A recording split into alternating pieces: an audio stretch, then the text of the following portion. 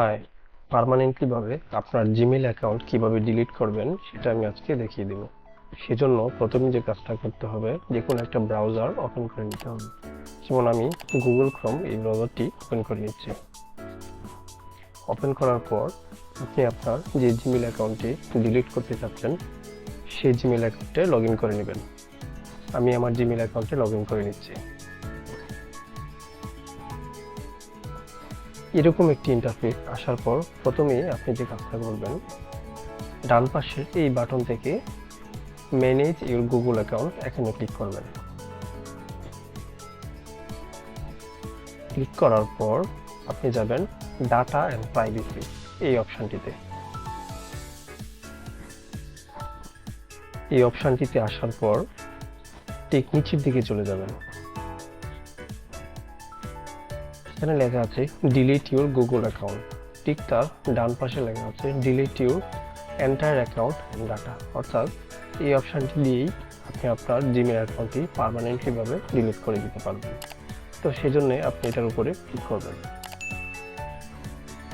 Click করার পর আপনাকে এখানে আপনার যে জিমেইল অ্যাকাউন্টটি রয়েছে সেটার পাসওয়ার্ডটা দিতে বলবে। আমি আমার পাসওয়ার্ডটা দিয়ে দিচ্ছি।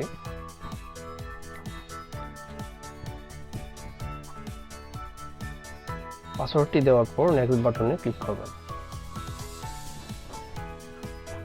ক্লিক করার পর টু ফ্যাক্টর ভেরিফিকেশন যদি অন থাকে তাহলে আপনার মোবাইলে একটি ওটিপি কোড চলে যাবে।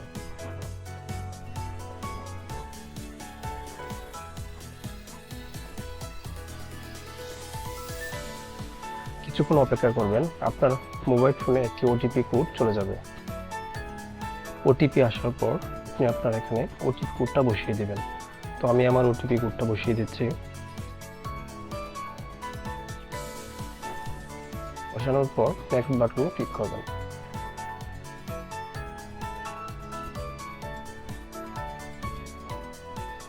ক্লিক করার পর আপনি যদি চান যে আপনার জিমেইল অ্যাকাউন্টের ডাটা ডাউনলোড করে সেটা স্টোর করে রাখবেন, সেটাও করে নিতে পারেন।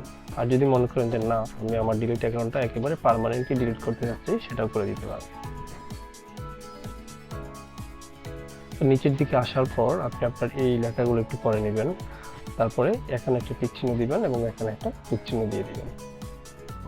টিক চিহ্ন দেওয়ার পর ডিলিট ইউর অ্যাকাউন্ট এই বাটনটিতে ক্লিক করে দিবেন। এভাবে আপনি আপনার জিমেইল অ্যাকাউন্টটিকে পার্মানেন্টলি ডিলিট করতে পারবেন।